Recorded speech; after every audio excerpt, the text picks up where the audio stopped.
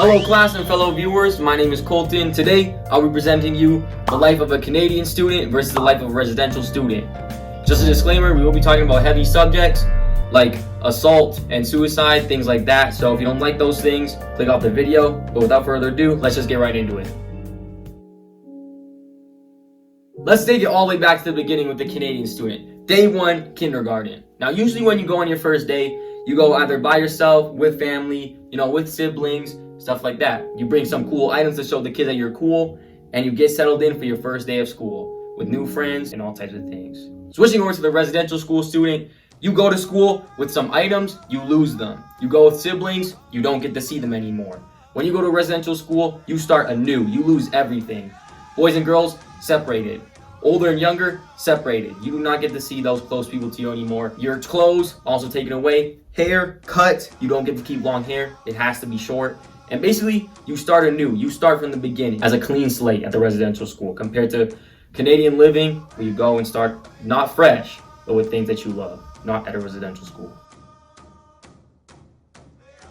Going back to the Canadian student, but a few years later, you're already in the routine. You get up at 7 and 8 a.m., brush your teeth, get dressed, maybe have a shower to not stink, get some food prepared by mom, get a little lazy in the morning, and then finally send off your family, go to school, and get ready to learn. Now going to the residential school students, you get 5 minutes at 5 a.m. to get dressed, brush your teeth, brush your hair, and get into the line. If you are not in the line, if you are 5 seconds late, you get assaulted, you get beat immediately, the strap immediately. But matters get even worse because Canadian students go to school to learn in the morning, but residential school students get unpaid labor first thing in the morning. Men have to do farm work, females have to do housework because they got segregated as well in residential schools. But we'll talk more about labor later.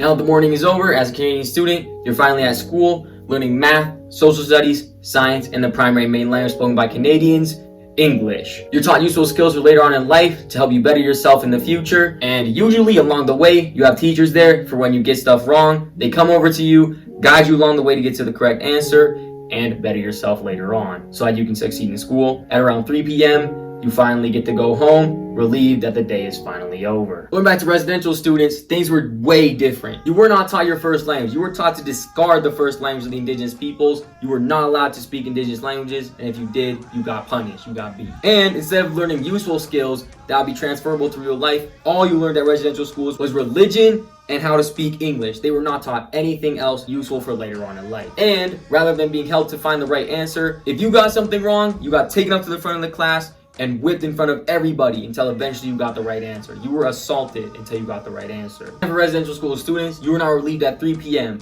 The maximum you were relieved at is 9 p.m. if evening school was on for male students. And then all students were forced to repeat that same thing over and over and over again at school the next day.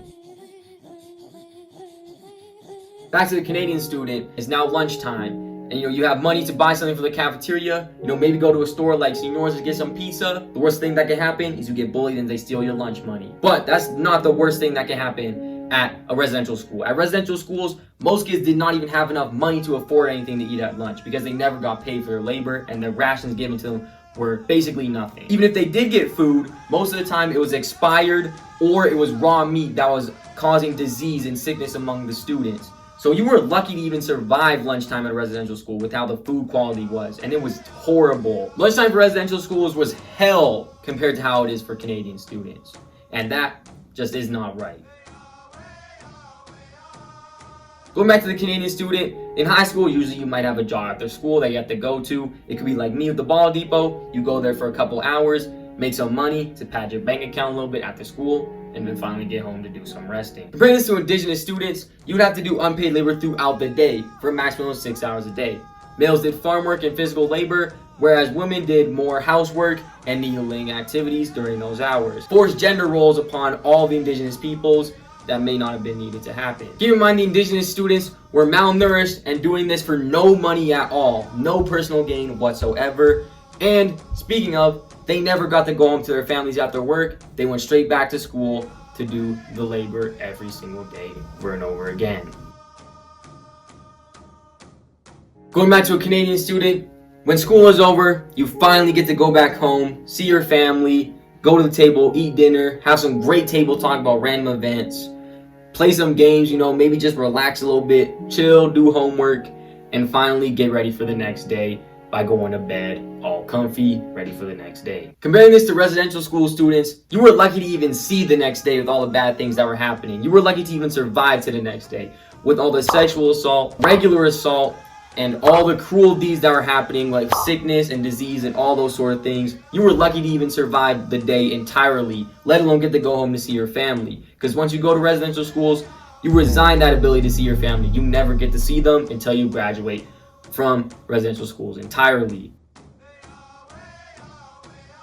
Going back to the Canadian student one more time, usually when you graduate, everybody in your life is happy. It's one of the greatest moments of your life, graduating from high school and going into college to better your future, get a job, start a new family, and continue your family on into the future. For residential school students, graduating from residential schools was more of a relief rather than something exciting. It doesn't get any better outside of school, as most residential school students end up committing suicide due to their traumatic experiences within the residential schools, or having children and raising them poorly as they were in residential schools, causing many more problems in the future outside of residential schools in themselves and into problems that we're having to this day.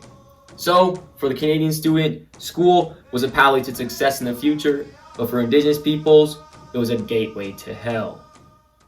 That was my presentation on the life of a Canadian student versus the life of residential school students.